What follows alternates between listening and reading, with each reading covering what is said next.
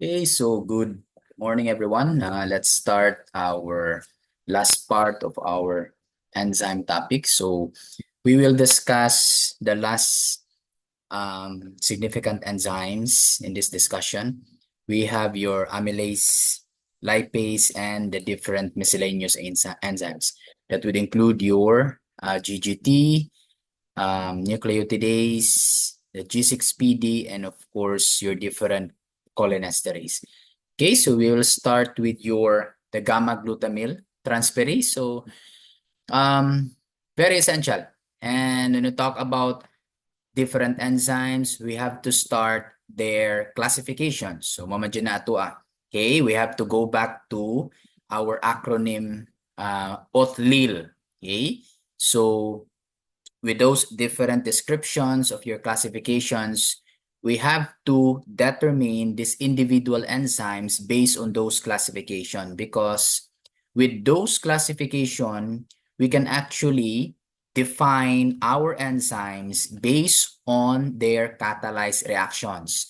So there are certain enzymes that are considered certain enzymes which are very straightforward, meaning to say, coming from their name, it implies their certain classification. Just like your gamma glutamyl transferase, of course, it's a transferase. So when you look at the classification, transferase belongs to code number 2. Okay? So it's code number 2. So meaning to say, ang coding based on enzyme commission, based on their nomenclature, ang coding for our gamma glutamyl transferase, it starts with the number 2. So we will not dig deeper on those succeeding numbers. So ang first number from that code of the enzyme GGT is number 2, meaning to say it indicates it's a transferase. So literally, no? When you talk about transferase, of course, it transfers something to substrate.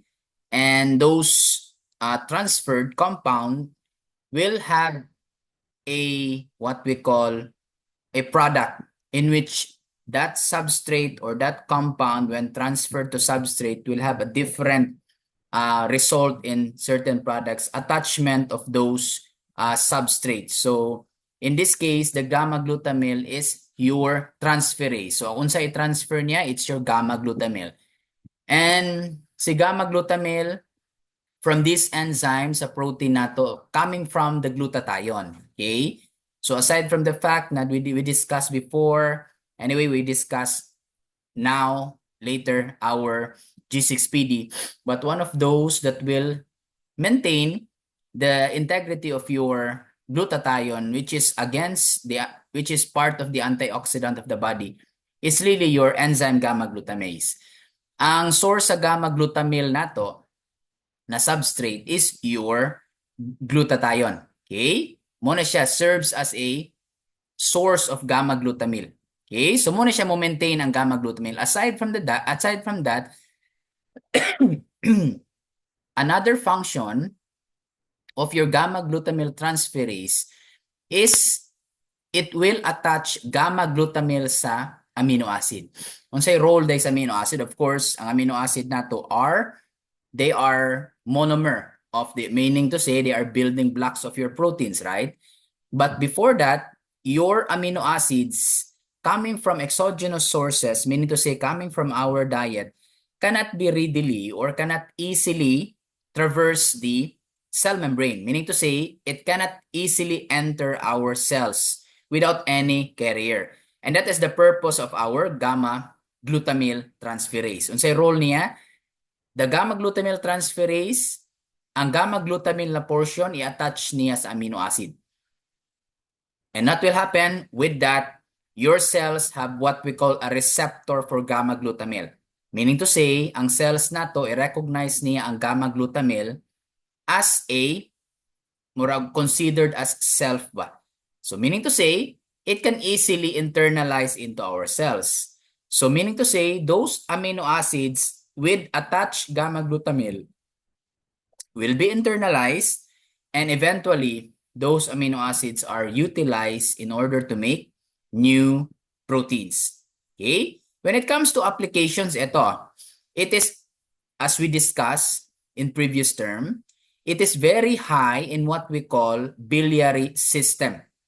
Okay? Meaning to say, in bile canaliculi, taas ang concentration sa atoang gamma-glutamyl transferase together with your ALP. But when it comes to comparison, just remember na the most specific for the biliary system disorders, the cholestatic disorder is the GGT, not your ALP. Okay? So dapat in combination, in conjunction with GGT. If the patient is suspected with bile duct obstruction, you can request for ALP together with your GGT. Because if your GGT will increase together with your ALP, then most probably there's what we call bile duct obstruction with all those signs and symptoms. But if ever the GGT is low or normal, ALP is very high, meaning to say you have to investigate because that increase in ALP is not the biliary origin, okay, or the cholestatic problem. Okay, so kinahanglan you have to use GGT as compared to ALP because GGT is more specific for the biliary or cholestatic disorder. Ito, located in the canaliculi cells, epithelial lining the biliary ductules. Okay, meaning to say katong mga cholangiocytes. Highest elevation in biliary duct obstruction, so mention na to, ito siya, subject to hepatic microsomal induction. So pasabot ani niya, ang ato ang GGT from the hepatocytes are produced in your smooth endoplasmic reticulum. Okay? Asa na cells produce ang GGT from the smooth endoplasmic reticulum. And unsay relation ana sa microsomal induction? Ang smooth endoplasmic reticulum produces also your cytochrome P450. Those cytochrome are family of super enzymes. Ang role anang cytochrome is more on sa detoxification of xenobiotics. Meaning to say, kato mga drugs, alcohols, toxins, if ever expose ang body na to ana, smooth endoplasmic sa liver will produce the cytochrome to what? To metabolize those xenobiotics. But aside from that, exposure sa katong xenobiotics as mentioned will also increase the what we call production of your GGT. Okay? If ever the individual is exposed to drugs, exposed to alcohol, your GGT will increase and that is termed as microsomal induction.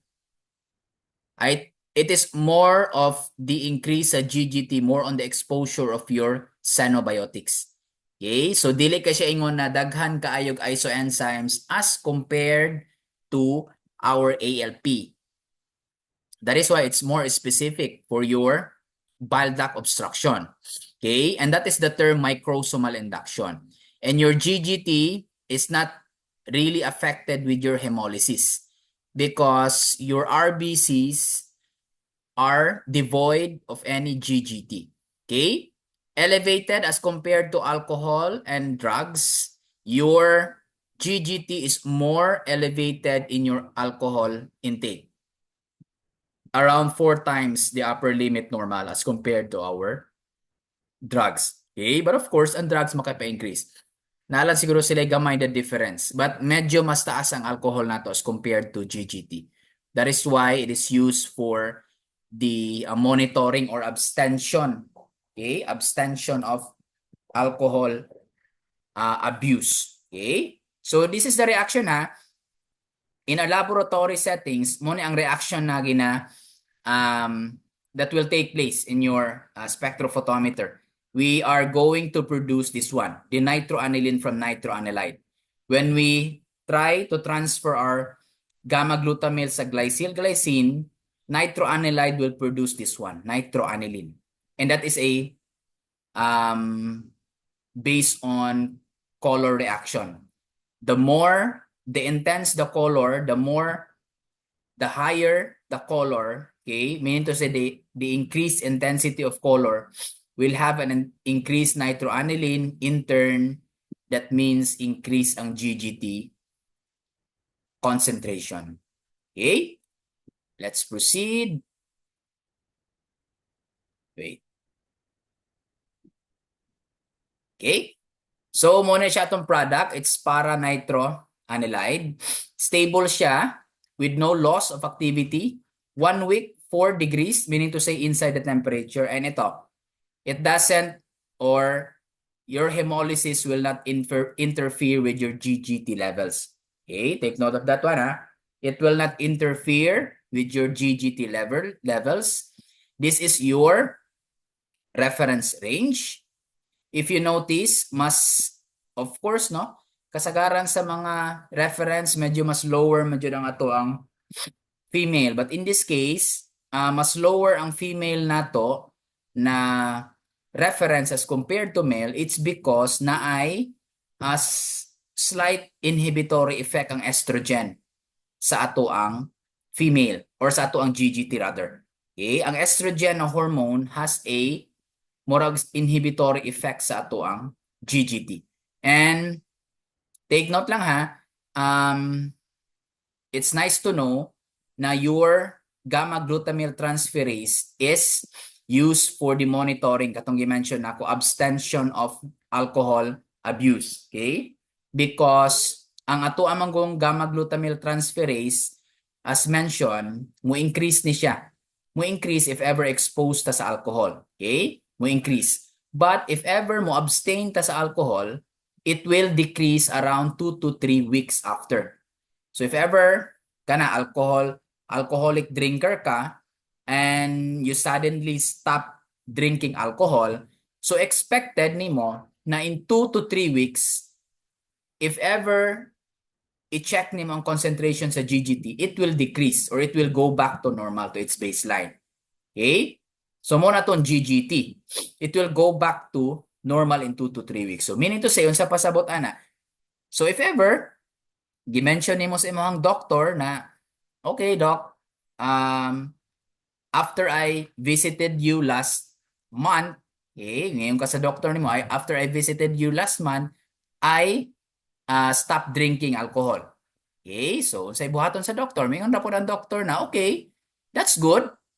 But of course, at the back of the mind of the doctor, mo request ko GGT just to determine if ever my patient is telling the truth.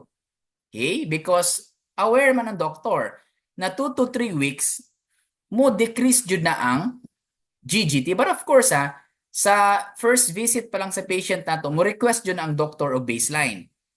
So that time, since alcoholic drinker man ang patient, ang first visit niya last month, increase jud to. Mo to'y baseline sa doctor nato.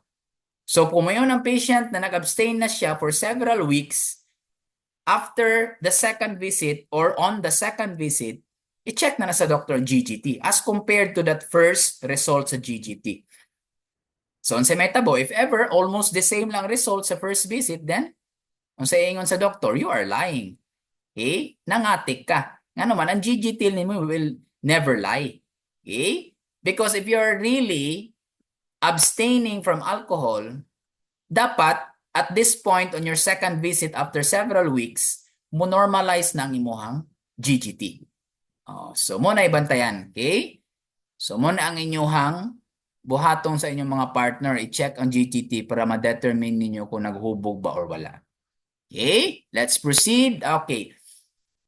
Second enzyme is your amylase. Let's identify its classification. It's a hydrolase.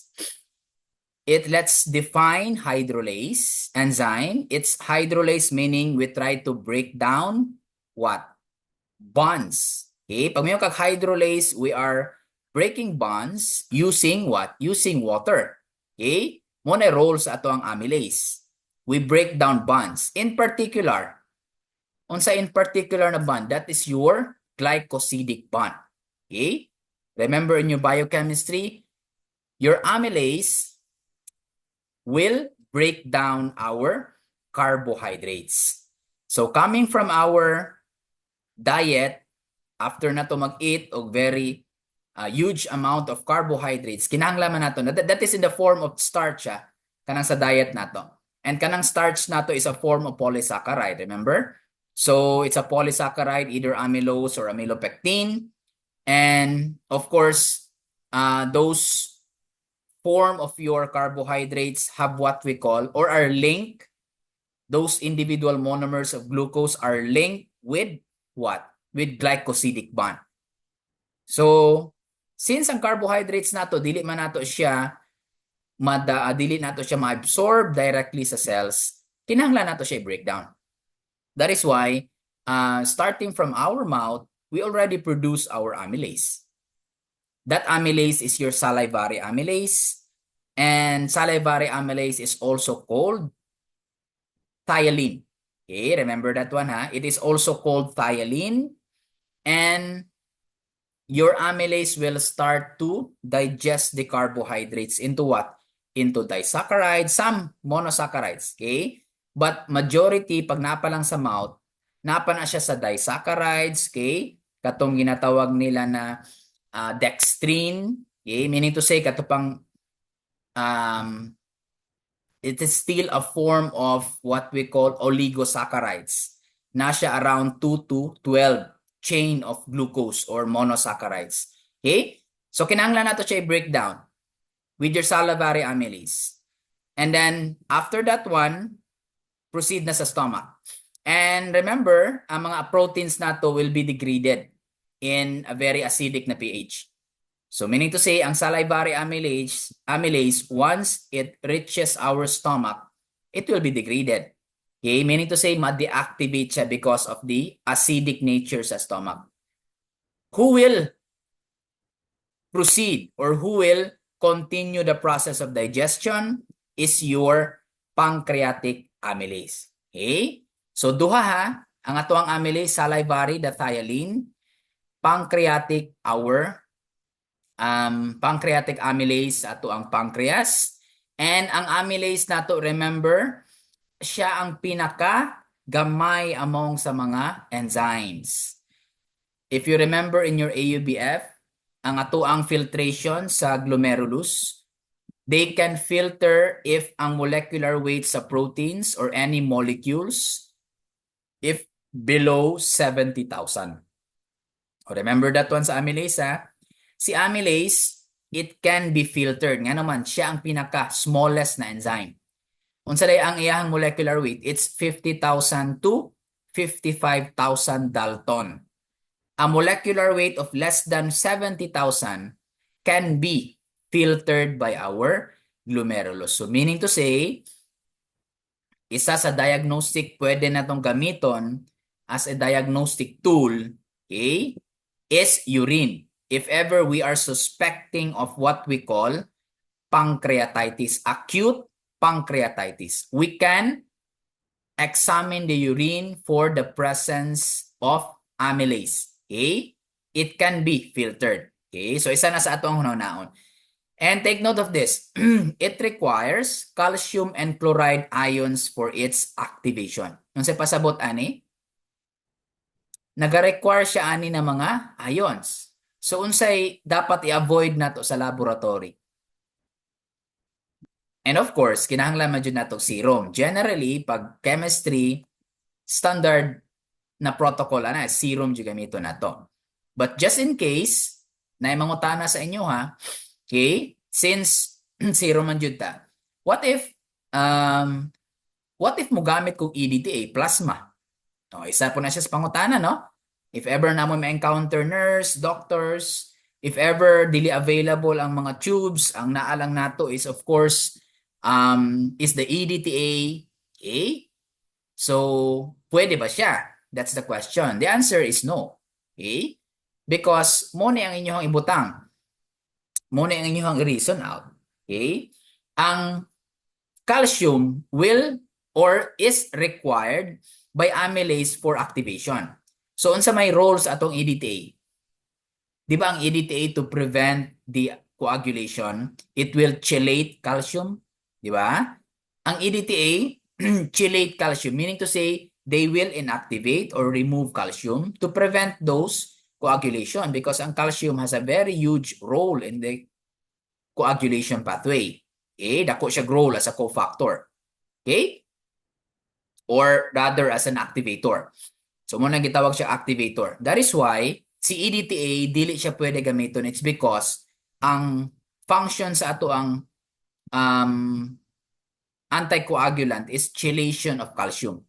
So it will affect the concentration of our amylase in the blood. Okay, that will affect. Kay ang calcium is an activator of our amylase. Okay? And it's different. When we talk about diagnosis, we can actually acute pancreatitis without any associated na mga conditions. We can perform our urine to determine the amylase concentration. But in the case, okay, just like in the case of renal failure, guys, mo increase ang mga creatinine, expected na ang amylase nato will be decreased in your urine. Okay? It will decrease in your urine. Okay? Pwede po siya gamiton ang urine. If ever decrease ang ato ang amylase sa urine, in cases of acute pancreatitis, in the case of what we call metastasis of any cancer, like for example sa pancreas, okay? Your kidney will be affected. Your amylase level sa ato ang urine will decrease.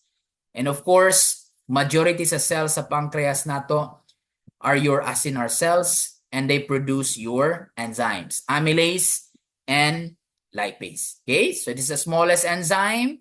Pwede siya ma-filter. And we have to understand also the time course of your amylase.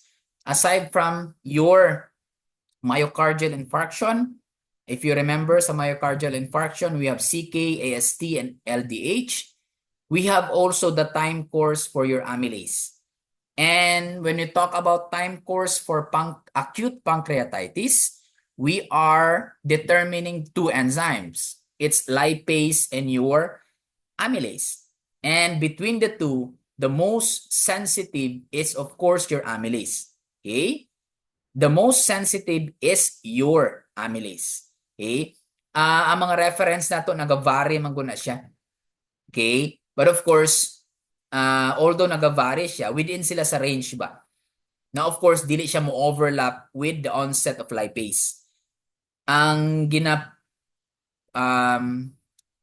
ginapakita dyan sa mga reference is, of course, mas sensitive ang ato ang amylase as compared to lipase. Okay? Si amylase and other references, usually mo start yun na siya og 2 hours. Okay? In this case, kanay siya based po ni siya sa ato ang bishop. But in other references like Henry, usually ang mga amylase usually mo start og rise from the onset of pain. So the time course, the rise begins within 2 hours or pwede siya 5 to 8 hours. This is based on bishop. And mo peak 24, mo normalize 3 to 5 hours. Okay? So remember ha, pag mayroong kag-sensitive, mas dali siya musaka. Okay? Mas ma-determine nato ang we can easily determine the concentration after the onset of pain. Okay? Because usually, pag acute pancreatitis gani, ang patient nato would complain upper epigastric na pain. Okay? Upper epigastric or pwede siya upper abdominal. Okay? Ang kana lang, doctors, it's a, kamagod siya, kanabitang common na symptoms for both liver and pancreas. So dapat i-rule out sa doctor pod if ever na problem sa ato ang liver. Okay? So if ever na upper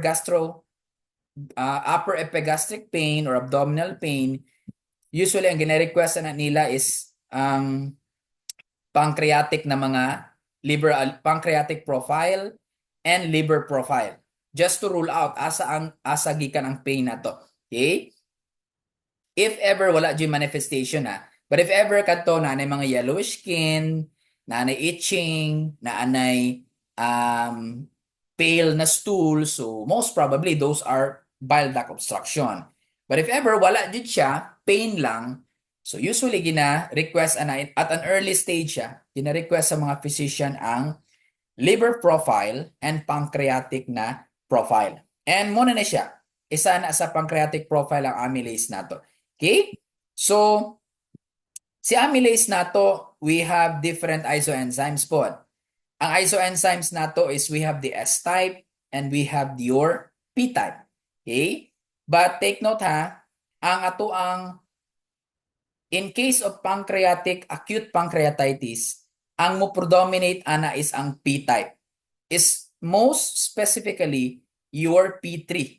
Na malilahi man ang ato ang P-type, P1 to 3. Ang mo predominate sa ato ang acute pancreatitis is your P3. That's the P-type. Ang S-type nato mo tang thiolene. Ang P-type mo ng amylopsin. Okay? They call it the amylopsin. So, ang mo predominate is your P3 sa ato ang acute pancreatitis. Okay, this is your different method sa amylase nato. Among sa mga enzymes, murag siya ang pinakadagag methods na gina-consider, no? But these are the common methods na ginagamit nato for determining our amylase. But usually ang ginagamit na ron is of course the continuous monitoring. Remember, in our discussion sa first part nato, we have the fix, or in your reference, you can check that one. We have the fix or the what we call, ano sa ilaing term, ano niya the fix or static na method, and we have also the kinetic or continuous. So duha na siya, fixed method and we have the kinetic. And usually ang ginagamit for the measurement of enzymes is your continuous monitoring. Pag may kag continuous monitoring, we are determining the what we call production or monitoring the production of product per minute per hour in a certain span of time. Okay? So per minute per hour, that's continuous siya. Pag sa fixed naman, of course, it's fixed. Naalantay mo rin endpoint na reaction ba? Meaning to say, naalantay certain time na diya lang nato i-determine ang atuang concentration. So kung 1 hour, hulatag 1 hour. But for continuous, medyo we start with the minute to hour na monitoring. Okay? Sa amyloclastic, this is based on disappearance of substrate. So unsa pasabot ani? Disappearance of color. Okay? Amyloclastic, but not usually perform. Okay? The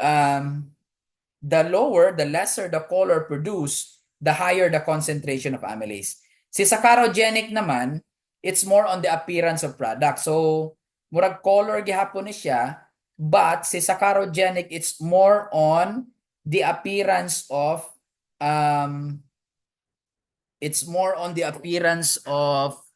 forgot the term, the reducing sugars. Okay? More on the appearance of reducing sugars. The higher the reducing sugars, the higher the amylase. It's directly proportional. Si chromogenic, sa name pa lang chromo, so meaning color. It's the increasing color po ni siya. Okay? By the way, ang atong sacharogenic uses the method Somogyi units. That is the reference method for sacharogenic. It's Somogyi units. Okay? And of course, continuous monitoring, it's coupled enzymatic reaction. Okay, let's proceed. So, muna na siya. If ever there's an increase in the case of hyperlipidemia, it will suppress the activity. It will affect kung naatay hyperlipidemia. Conversion, Somogyi units na siya. Okay, katong sa sacharogenic. Then we have the reference range. Check on the reference range, ha. Now, we have the lipase. Let's classify our lipase. Lipase belongs to what? Also the same with your amylase. That's your hydrolase. Okay? Meaning to say, they break down bonds with the use of water. But in this case, si lipase will break down what bond? Okay, eto. It breaks down ester linkages. Okay? Take note of that one, ha? Unsa man ang ester linkages? Those are bonds or ester bonds that links your fatty acids to the lipid backbone glycerol. Okay? So, kanang sa mga diet na to, coming from our intake, those fats are in the form of triglycerides na sila. Okay? Kanang triglycerides na to is composed of different lipids. Okay? Your fatty acids and glycerol. And in order for us to make the triglycerides in the environment, we have to link those components in order to make the triglyceride or triacylglycerol.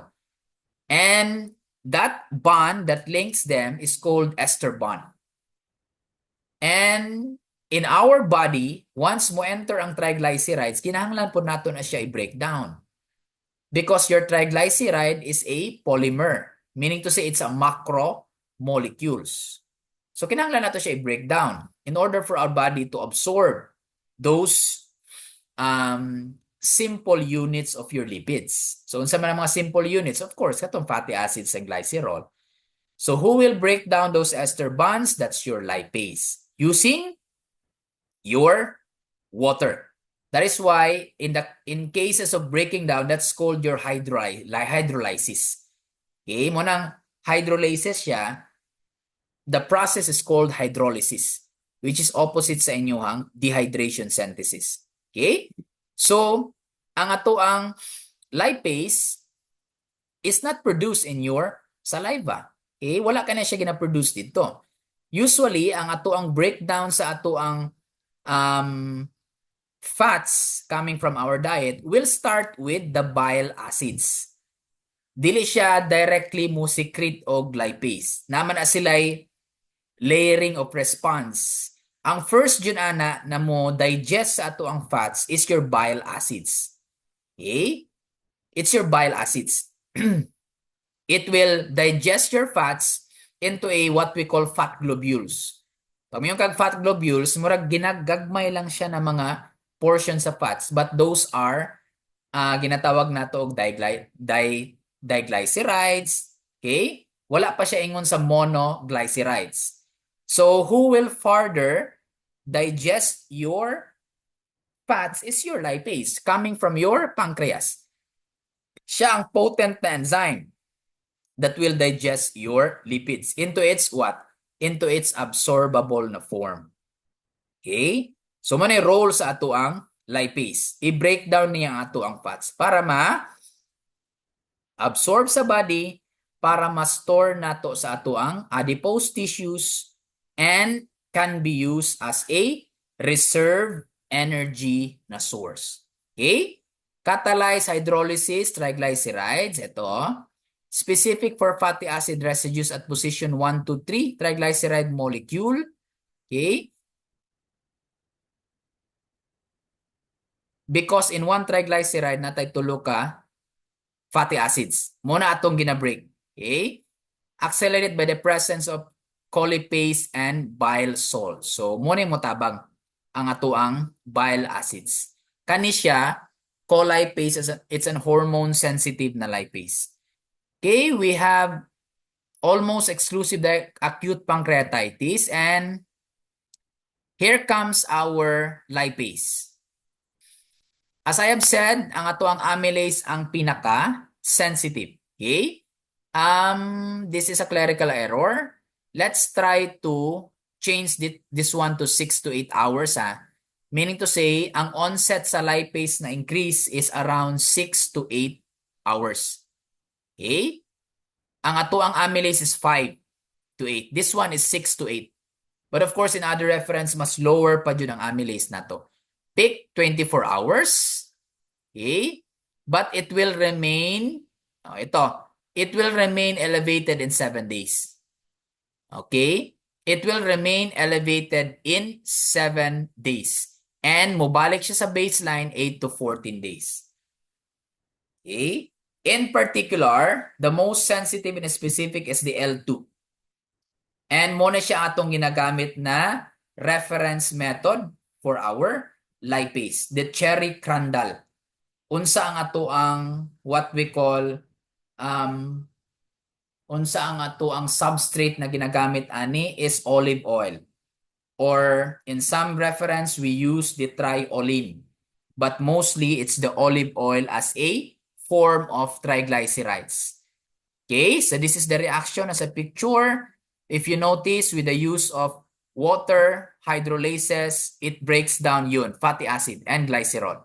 This is the backbone. Mo bito nang sa ano, guys? If you remember sa yung biochemistry, ang triglyceride na to is also called neutral fats. Meaning to say, pag neutral, na siya sa middle ang pH niya. Okay? Nasa middle ang ato ang, it's what we call, it's a neutral. Dili siya acidic, dili po siya basic. Nga naman, ang kanimang ng atong fatty acid, ang nature ano nila is acidic. Acidic yun sila because of that and portion sa inyong fatty acid na carboxyl. Okay? Ang kaninamang glycerol nato, it's basic in nature. That is why, during sa reaction, if you zoom it molecularly, ang reaction ani with the use of water, okay, ang reaction ani in order for us to fuse fatty acid and glycerol is H na group sa fatty acid and OH na group sa ato ang glycerol. Ang OH is a basic, hydroxyl. Ang H is acidic. So meaning to say, kung i-fuse nato na ay neutralization mahitabo. Mo nang makahimo taog triglyceride out from that dehydration synthesis. If you remember katong mubuhat taog triglyceride, di ba? We produce water. Aside from triglyceride, we also produce water. That's dehydration synthesis. But if we reverse the process, we also use water to break down fats or to break down these bonds. These are ester bonds. Okay, mo nang itawag siya neutral fats. Okay? Mo nang bantayan po ninyo sa ato ang hemolysis na mga samples, it will not increase, it will still affect the lipase, but it will not increase the lipase. As usually will happen during hemolysis. Most of the analytes mag-increase. In this case sa lipase, ang hemolysis nato will decrease your lipase. Nga naman, ito, your hemoglobin will inhibit lipase activity. So ang amylase, remember, dili pwede ang EDTA because of chelation, kaya activator siya. Si lipase, dili pwede ang hemolyze na sample, it's because dili siya mo increase. It will decrease nga, no? Hemoglobin will inhibit your lipase activity. Oh, take note of that one, Okay, let's proceed. You have your reference range.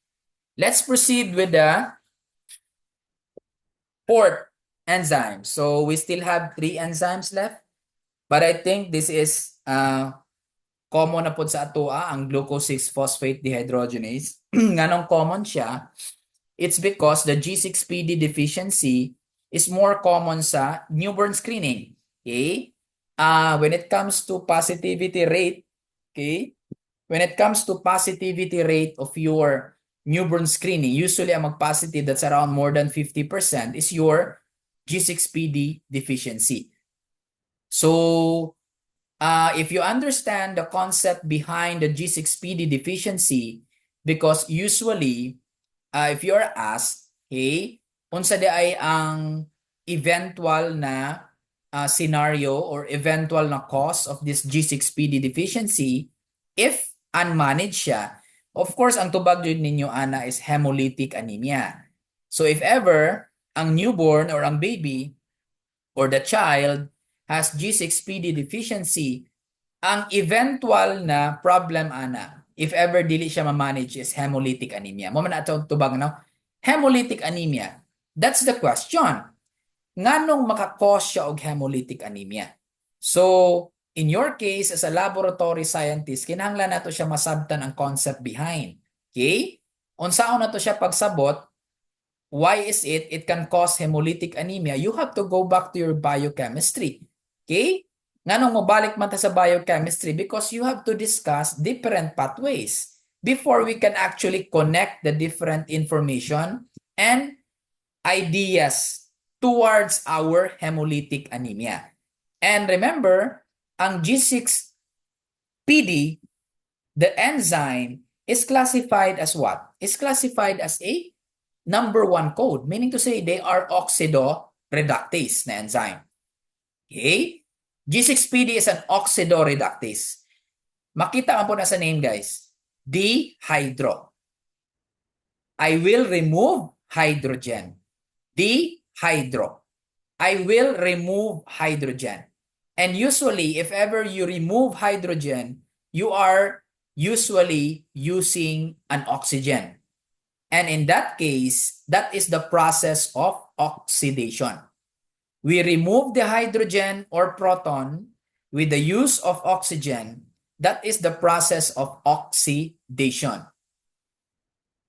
And in a normal, generally guys, or tanan dyan na process, pag naaga ni oxidation, dili dyan na siya mahitabo na walay reduction.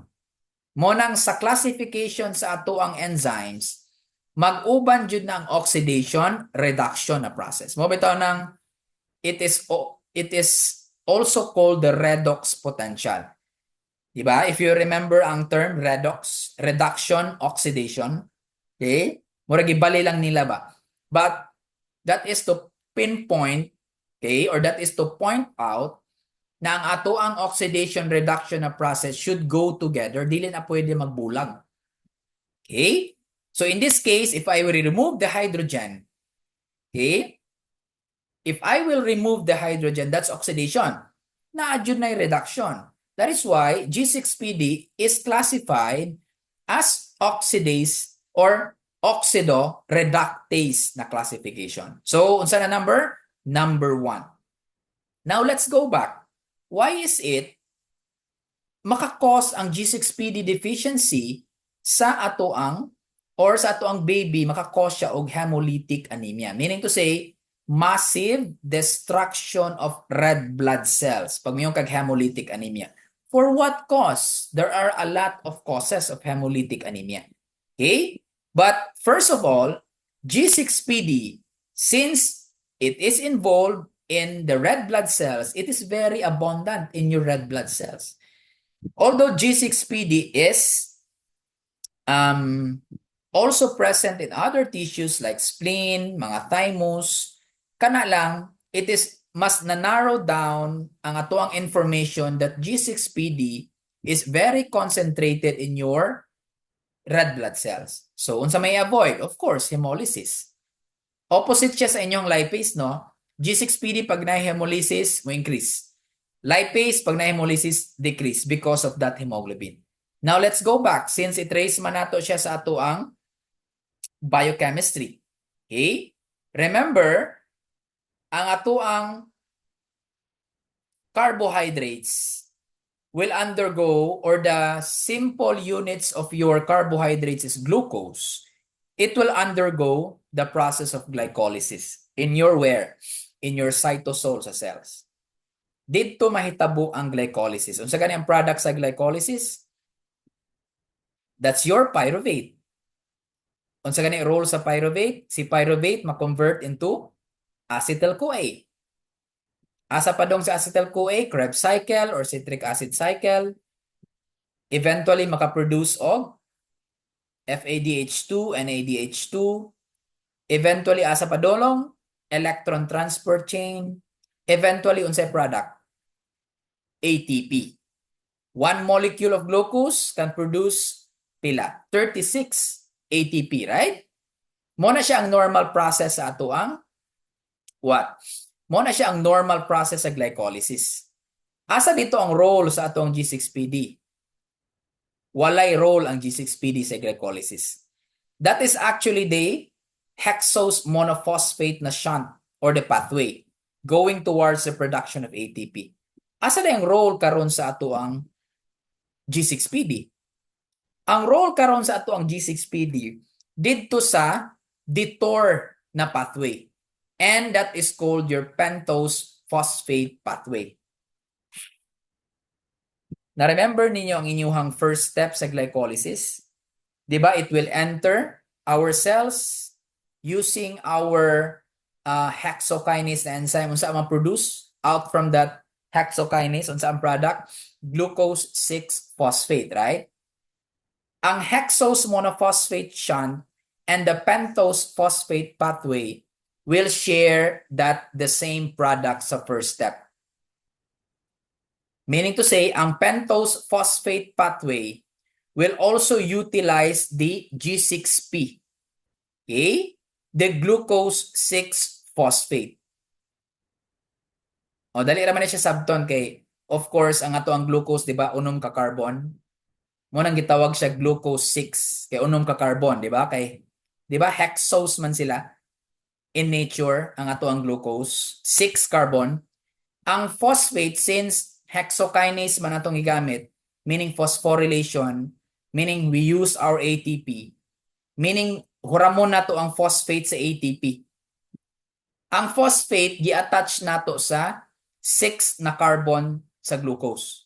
Mo nang gitawag siya glucose 6-phosphate. Because ang phosphate sa ATP is attached dito sa ato ang 6 carbon sa ato ang glucose. That is the first product of glycolysis sa first step. And ang duha ka pathway, mag-share sila og product. And your pentose phosphate pathway will also share the same product. But here comes the role of your G6PD, guys. G6P, with the help of your enzyme dehydrogenase, will produce the 6-phosphogluconate. Okay?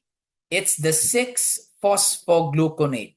Aside from that product in this pathway, okay? Aside from that product in this pathway, your pentose phosphate pathway produces this one. Okay?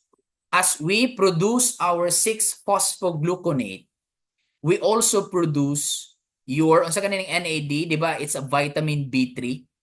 Ang vitamin B3 na to, it's either NAD, nicotinamide adenine dinucleotide, or NADP. Okay? NADP. Okay. Pag may NADP, it's a phosphate. But in this case, kaning mga vitamin B3 na to is what we call NADP. It's what we call reduced. Okay? Unsay pasabot sa reduce, nag-add ta og hydrogen. Okay? Nag-add ta og hydrogen sa ato ang what we call cofactor because they are coenzyme. Asa gikan ang hydrogen na to, remember ha, dehydro. Gi-remove na to ang, gi-oxidize na to ang enzyme, asa gi-transfer, diri na to gi-transfer ang ato ang hydrogen. So meaning to say, ang enzyme nato is oxidized, ang ato ang NADP, B3 nato na vitamins is reduced. Kay gi-add nato ang ato ang hydrogen. Kira? Now, unsay role ani ron? Mo na siya akong ginapasabot na dako kaayo og role na nagkinahanglan siya og G6PD. The NADPH will what? Will maintain the what we call glutathione. Unsay role sa glutathione di ay? Ang glutathione nato is a antioxidant.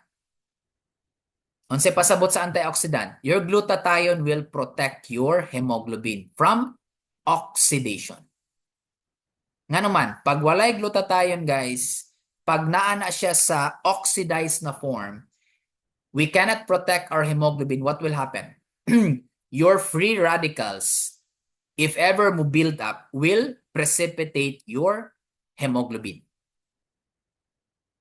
What to? It will precipitate your hemoglobin. Okay? Now here comes the basic na what we call process.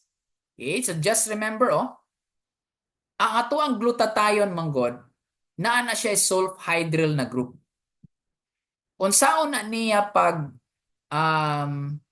protect sa cells nato, siya ang actually mo neutralize sa ato ang what we call free radicals. Ito, free radicals. Unsaon niya? Tanawan ninyo ang process. Unsaon niya pag-neutralize sa glutathione? Iyang i-donate, ang glutathione ma-oxidize. Unsay ma-oxidize? Iyang i-remove ang hydrogen. Asa niya ihatag? Didto sa free radicals. So what will happen sa free radicals? Ma-neutralize. In what form? In water. So ang water, ma-utilize sa body or ma-excrete na nato na siya sa urine. Unsay mahitabo karon? Ang ato ang glutathione dapat or it should be in the form of or it should be in reduced na form. Unsay pasabot sa reduced na form? Dapat permanente naka-attach ang hydrogen sa iyahang structure. Ngano man, para permanente pud siya maka-oxidize, permanente pud siya maka-donate og hydrogen sa ato ang free radicals to form neutral na compound. And who will maintain that hydrogen? It's your NADPH. Asa na to gi-generate ang NADPH? Coming from the glucose 6-phosphate dehydrogenase. Siya ang ga-maintain sa NADPH para mahimo siyang reduce. Ang NADPH in turn maintain glutathione para mahimo siyang reduced form. And constantly, glutathione will neutralize our free radicals. Tanawon ninyo ang process. If ever naatay G6PD deficiency, it's a domino effect. Walay NADPH, dili ma-reduce, dili ma-convert, or dili mahimong reduce form ang glutathione, unsay mahitabo? Dili ma-neutralize ang free radicals. What will happen?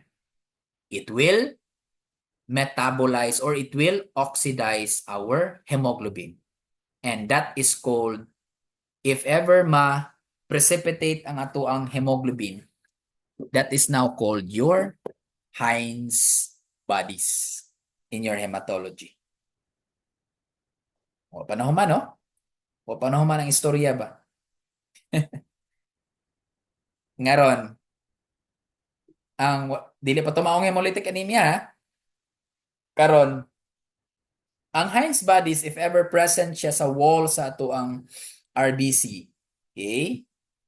If ever present siya sa wall sa ato ang RBC, wala mong kitag picture ko, diba? But anyway, let's try to picture that one out. Imaginary lang. And you can actually search that one.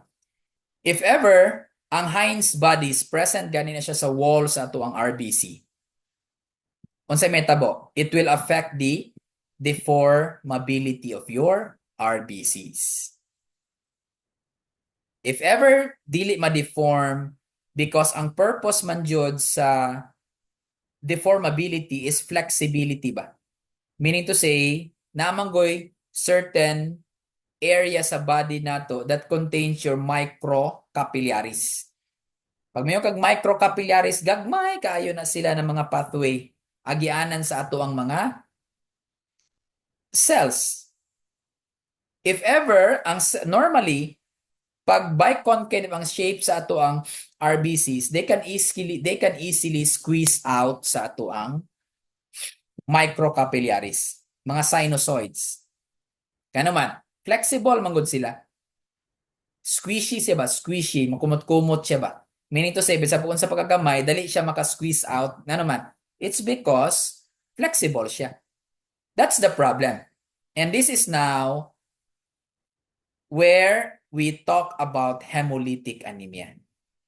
Nga naman, your Heinz bodies sa wall sa inyuhang RBCs will alter or, yes, that's the term, alter the deformability of your RBCs.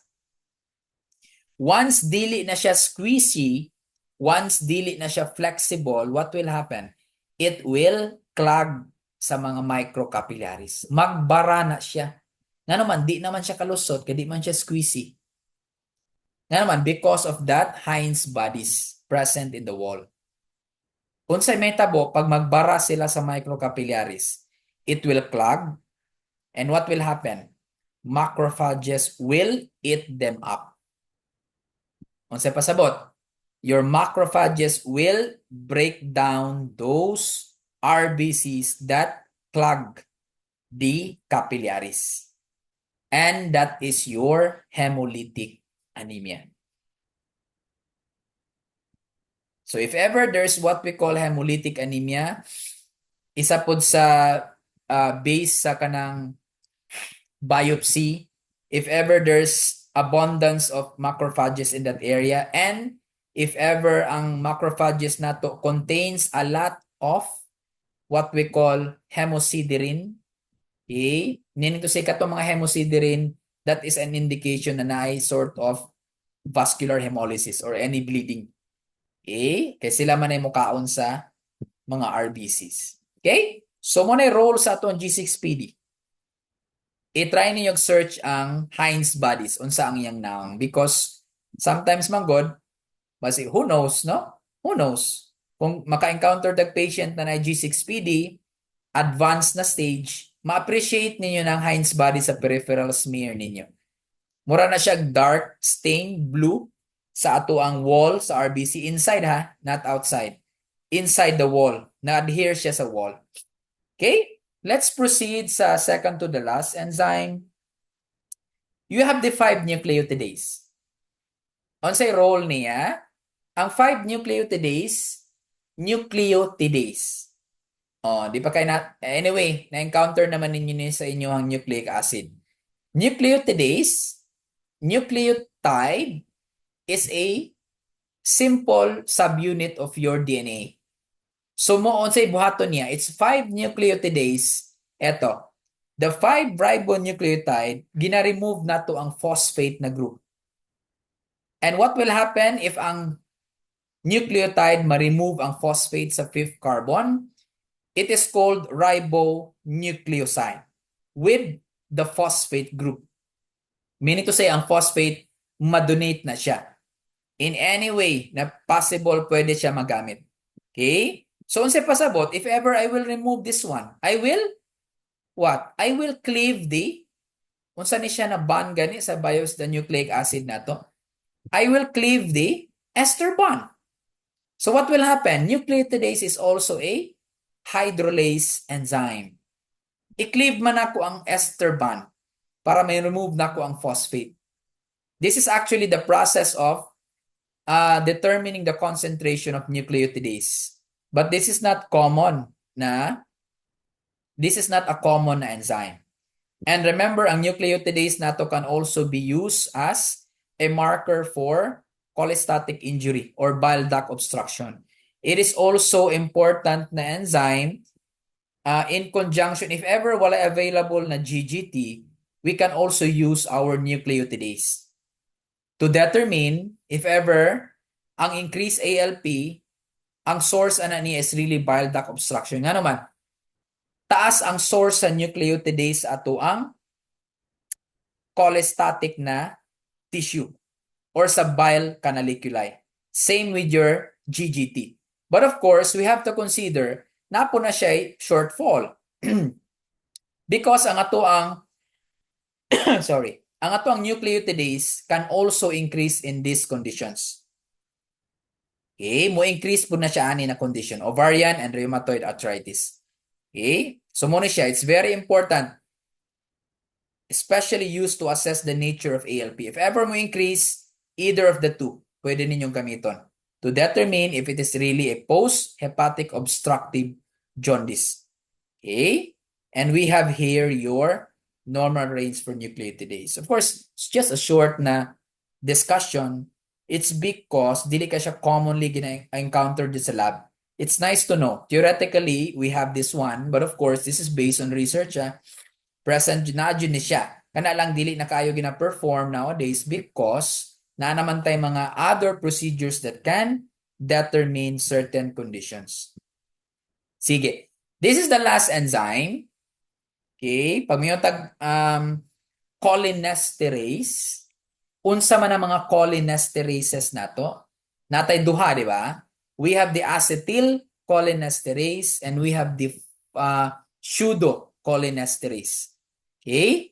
And kung manotice ninyo, function of the nervous system inhibits chemicals that are toxic. Meaning to say, it has a very role in our nervous system. In what? In neutralizing our acetylcholine. Okay? Remember, ang acetylcholine na to is a neurotransmitter. Unsay role sa acetylcholine? It plays a role in muscle contraction. Okay? Pag mayroon kag muscle contraction, it is released in the neuromuscular junction. Okay? Once there is what we call influx of calcium, it is released by the axons towards our muscle for contraction. Dako ba na siya growl ka? Oh, dako ka siya growl. Nga naman. Ang contraction ba yan nato? Dapat constant na siya. In what area? Sa ato ang diaphragm. Kanang lungs na to, kanang nag-breathe ta. Every split second, nag-breathe ta. Kinsa man na nag-contract sa lungs, ana? Muscle man. Dili man na mag-iya-iya, dili naman na mag-iya-iya ang ato ang lungs o contract. No. Kanang diaphragm nato is composed of muscles. And every second, nag-contract na siya with the help of acetylcholine. Okay? So, unsay role sa acetylcholinesterase na to? That's the enzyme. This one, no? That's the enzyme. Acetylcholinesterase.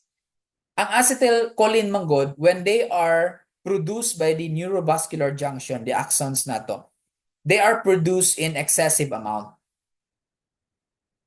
Okay? They are produced, by the way, ang cholinesterases na to classified as hydrolase, gihapon na siya. They are classified as hydrolase. Okay? Hydrolase. And if ever ang acetylcholine is produced in excessive amount, dili man ko na pwede na once ma-release ang acetylcholine na dili ma-utilize sa contraction, mugtambay lang na siya sa side. No. Once ma-release ang acetylcholine, it will exert its effect on the muscle immediately. Once ma-release na siya, dili na siya pwede magsuroy-suroy. Directly, it will contract the muscles. Unsay may tabuan na, if ever excessive. If ever mo sobra siya, kung unsa ang need lang sa muscles na to, what will happen? That will cause spasm. Okay? Rigidity of your muscles. Mura kag magkuan ba? Mura kag mag-stiff neck something ana. Okay? Manggahi ba? Okay? Rigidity. That is why that is the role of your acetylcholinesterase to prevent that spasm. If ever there's a release of acetylcholine, those excessive na acetylcholine will be neutralized or hydrolyzed. Now, it's hydrolyzed by acetylcholinesterase. Siya ang mo hydrolyze. Siya ang mo regulate sa acetylcholine. Remember in the case of Clostridium botulinum, di ba? Di ba na siya toxins in what? That will prevent the production of acetylcholine. Di ba? Remember ninyo ang inyong characteristic sa inyong botulinum toxin na infection? It's flaccid paralysis. Walay contraction ang muscle. Luyat ang mga muscle ba? Walay contraction. And what will happen? It's fatal. It is actually a neurotoxic. Mo nang gitawag siya neurotoxic because it prevents the release of acetylcholine. What will happen? Walay release of acetylcholine, walay contraction. Unsay may tabuan na? Very fatal. It will collapse. It will cause pulmonary collapse. Patay ka. Yan naman. Of course, ang contraction sa atong diaphragm, acetylcholine man. And that's the role of your toxin sa inyong botulinum. It's flaccid paralysis. And muna siya ang role sa acetylcholinesterase. It will hydrolyze excessive amount of your acetylcholine. This one, dili kay ni siya ingon common. Okay? But nice to know lang na siya. Now, ang mga cholinesterases, by the way, are used for the, it is used for the diagnosis of your organophosphate poisoning or insecticide poisoning. Okay? Organophosphate poisoning or insecticide poisoning. Ano man? They will decrease. Ang acetylcholinesterase nato is produced in your CNS. Katong ingon ako, neuromuscular junction. Ang pseudocholinesterase naman nato is produced in your liver. Among sa duha, kinsa ang usually nato ginagamit is your pseudo. Nga naman, it is readily available in your plasma or serum. Siya ang naga-circulate. How about si acetylcholinesterase? If you are going to perform or determine the concentration of acetylcholinesterase, we are going to use the sample hemolyzate. Kung sa pasabot ana, we intentionally hemolyze our samples.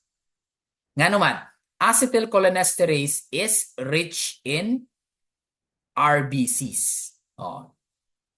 Na-notice ninyo mga enzymes na rich in RBCs, starting from LDH, G6PD, and we have the acetylcholinesterase. Moto sila ang daghan, sila ang rich in ang concentration sa RBC. That is why ang gina-perform, usually if ever in the case of insecticide poisoning, is pseudocholinesterase. Nga naman, readily available. Mas dali siya i-perform. Kani siya medyo dugay ni siya kanya ka-additional procedure because hemolyzate siya. So, meaning to say, if ever naatay mga liver diseases, cirrhosis, pseudocholinesterase is also affected. Kaya dito man siya gina-produce. Okay? Ang what we call ang atong acetylcholinesterase based on research na jud siya specific na role sa body katong neutralization or hydrolysis of acetylcholine. Si pseudo ang wala kayo klaro na role sa body. Okay, available siya pero wala kayo na establish ang role niya sa body physiologically. Ang nakita lang sa science is ang role niya is what we call hydrolysis of your anesthetic na drug. Kana mga anesthesia bitaw.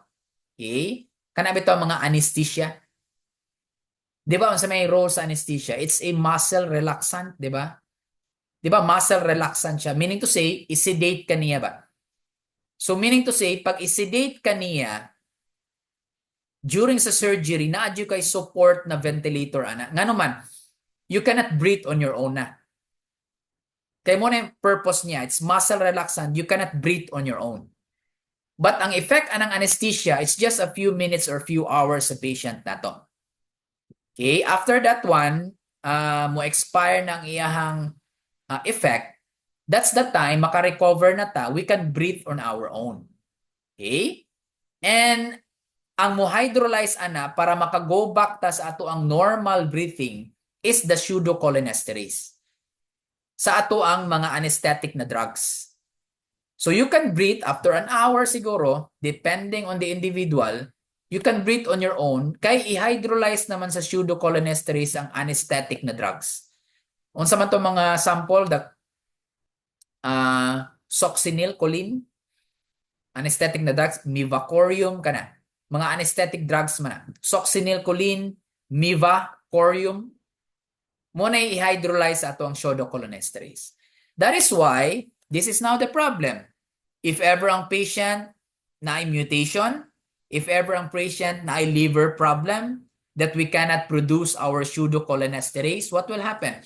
During operation, several hours pa ka, usa ka makarecover. It's because you don't have enough pseudocholinesterase. What will happen? Instead of 1 hour makarecover na ka, muabot ka og several hours, even days. So what will happen? Ang ventilator nimo dapat naka-attach permi sa imo during that duration. Nga naman, kinahanglan nimong support sa breathing nimo. Otherwise, i-remove siya, then you're dead. Ang term ano is apnea. That's the term. It's apnea. Meaning, you cannot breathe on your own because you don't have enough pseudocholinesterase. Muna yung role na nakita nila sa science for the pseudocholinesterase. But of course, in cases where ang mga kailan ninyo mutabaho sa mga factory, kanang mga insecticides, kinahanglan dyan na sila kuha ng baseline. Nganong kinahanglan siya kuha ng baseline sa normal value? It's because once exposed sila sa insecticides and moabot ang from the baseline, mo drop gani ang level up to 40%, mo start na ang manifestation of signs and symptoms. Okay? And ang acronym ana sa signs and symptoms is they call it the sludge. They call it the sludge. Okay? They call it the sludge. The SLUDGE.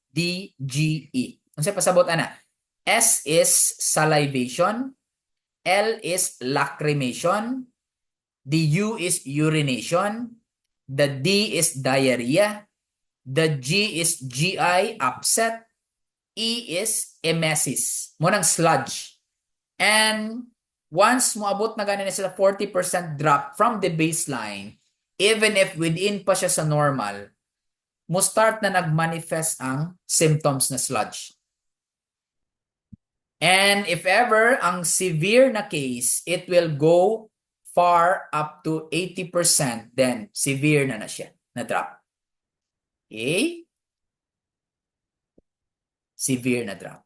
This is also a hydrolyzed enzyme. Okay.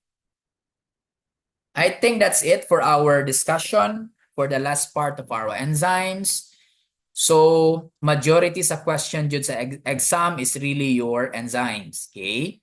We just added those enzyme kinetics as part of the topics for midterm. But of course, take note of those enzymes, especially mga time course, katong mga different time course sa enzymes because mo provide me og mga cases sa exams. Okay? So next week, we will just have a quiz na lang for the last topic for this term. Thank you and good day, everyone.